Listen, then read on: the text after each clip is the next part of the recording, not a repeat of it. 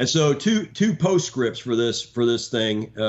First of all, neither of us were injured. We kind of jumped out with no, I had bruises. Actually, I have a pen bruise on my arm from the pen that was in my flight suit. Bruises on the back of my calves. Neck hurt a little bit, from getting out, but pretty much, able to walk around and go from there. So we were good. I knew Sam and his wife Beth for a long time before this. She wouldn't talk to me for a decade. She thought I tried to kill her husband. She wouldn't talk to me for a decade, hated me. And finally, about 10 years later, she gave me a big hug and said, I forgive you now, for almost killing my husband. I mean, no kidding. So, yeah. Later on, I got a chance to meet Slammer's father. And Slammer's father was a retired vice admiral. He had a very, very great career in the Navy and in World War II. And he was a fighter pilot.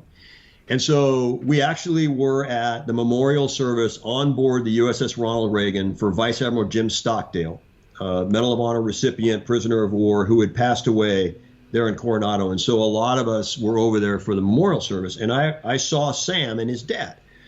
And so I went over to meet Sam's dad. And he's fairly old. He was, at the time, he was 86 years old, but upper 80s. In good health, sharp, but obviously was older. And so I introduced myself. Slammer says, "Hey, Dad, this is Nasty." And so we introduced each other. "Oh, hey, nice to meet you." And then the service started.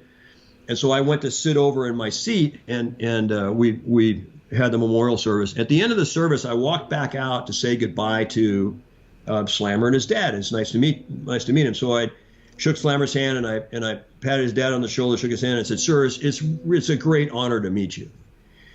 He hits me and he goes, "Nasty, you're a fine doctor." And I'm thinking, he's confused. I'm like a fighter pilot, like his son. I said, "No, sir, I'm not a doctor. I'm a pilot like Sam." I'm thinking he doesn't remember, And he says, "Nope." He goes, "Before you ejected Sam, he had horrible back problems. After you ejected him, back totally fixed," which is true. "So you're a great doctor." Wow. What a brilliant story. That's great.